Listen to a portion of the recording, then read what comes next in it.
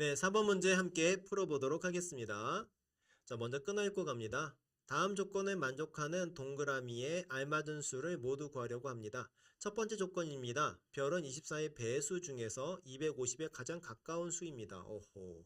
별과 동그라미는 약수와 배수의 관계입니다. 오호.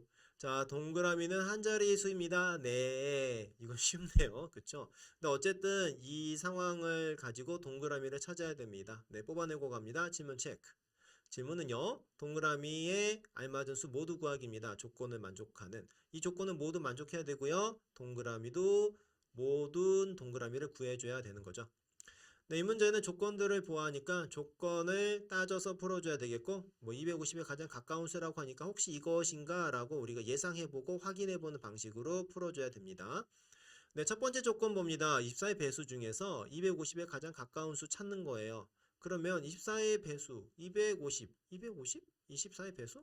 24 곱하기 10이 좀 가장 쉽게 생각해 볼 수 있는 숫자예요. 24 곱하기 10.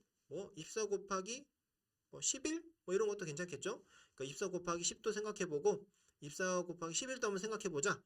처음에 얘를 생각했지만 24 곱하기 11도 괜찮겠네요. 얘네들 가지고 한번 비교를 해보자 라는 것이죠. 자, 그 다음에 남은 조건 봅니다. 별과 동그라미 약수 배수 관계.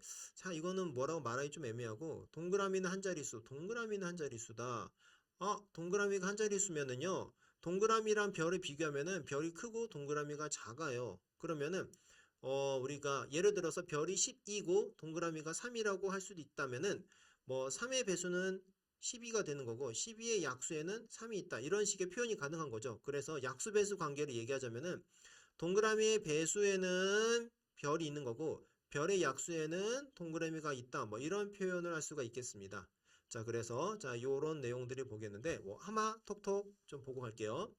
어떤 수에 가장 가까운 수 찾는 문제 이런 거예요. 자, 그러면은 가까운 수는요. 그 수보다 클 수도 있고요. 그 수보다 작을 수도 있어요. 자, 그림에서 잠깐 보면은 어떤 수가 있는데 그 어떤 수에 가까운 수잖아요. 큰 수 중에 있을 수도 있겠고 여기 그렇죠. 이렇게 작은 수 중에도 있을 수 있어요. 자, 근데 누가 답이냐? 둘의 차이를 계산을 해서 더 가까운 거, 그렇죠? 차이가 작은 게 더 가까운 수다 이렇게 얘기할 수 있는 거겠죠. 그렇죠? 자, 그래서 이런 접근으로 첫 번째 조건 해결해 주시면 됩니다. 자, 그래서 뽑아내고에 정리합니다. 24 곱하기 10이 먼저 떠올랐는데 그걸 이용을 해서 우리 별을 한번 찾아보자 라는 내용이고요.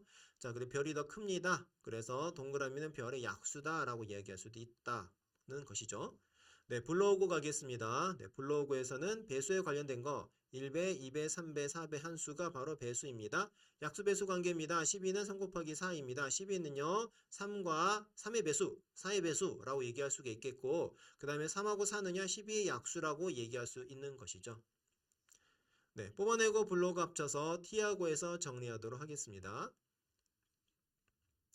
네, 하기. 네. 조건을 모두 만족하는 동그라미 모두 구하기가 되는 것이고 우리 뽑아내고 해서 정리했었던 거 한 번만 적어보면은요. 24 곱하기 10을 하면은 240입니다.